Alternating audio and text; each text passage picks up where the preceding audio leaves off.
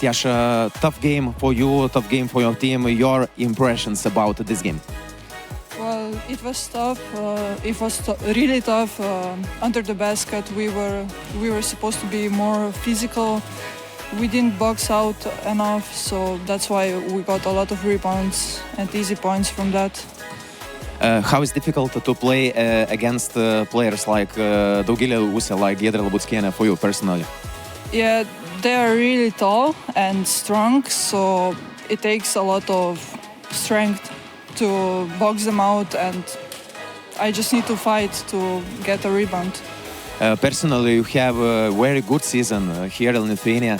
How do you feel personally being in Klaipėda, being in LCC Tarptautinis universitetas?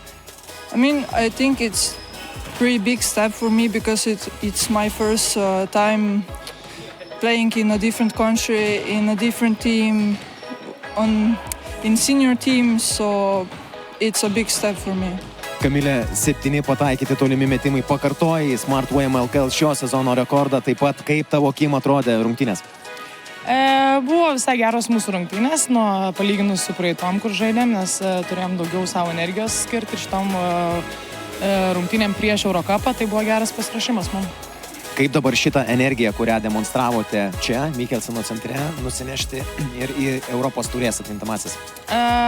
Tiesiog mes dar turėsim laiko pasitreniruoti, manau, dar labiau susikaupti ir tikrai reikės visą save įdėti ir atiduoti, nes bus tikrai nelengva žaisti prieš Italijas.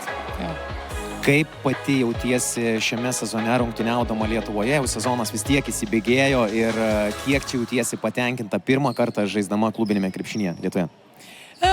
Kaip sakiau ir anksčiau, faina grįžti, faina pirmų dalykų dar turėti gyvenime, tai grįžti Lietuvos lygą, kur niekada nežaidžiau ir yra įdomu ir daugiau ką. Aš tikrai tikiuosi kuo toliau nueiti su Eurocupu ir tikrai turim daug galimybių, manau, kaip komanda padaryti kažką wow, Eurocupe, tai tikėkimės.